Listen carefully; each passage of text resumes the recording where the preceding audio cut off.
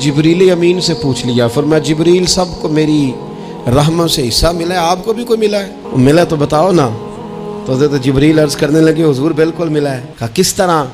अर्ज़ की या रसूल अल्लाह, जब से इबलीस का अंजाम देखा था ना, डर आता था खुदा जाने खात्मा किस तरह का हो।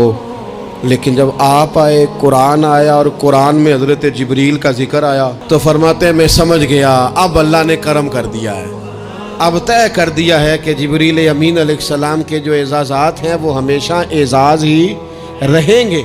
नबी पाक की रहमत से हर शख्स को हिस्सा मिला, हर एक की किस्मत में हुजूर ने इज्जत लिखी।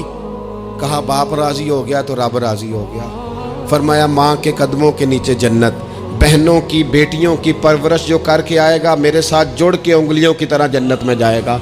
फरमाया तुम में सबसे बेहतर वो जो अपने घर वालों के लिए, अपनी बीवी के लिए बेहतर, मैं तुम सबसे ज़्यादा अपने घर वालों के लिए बेहतर।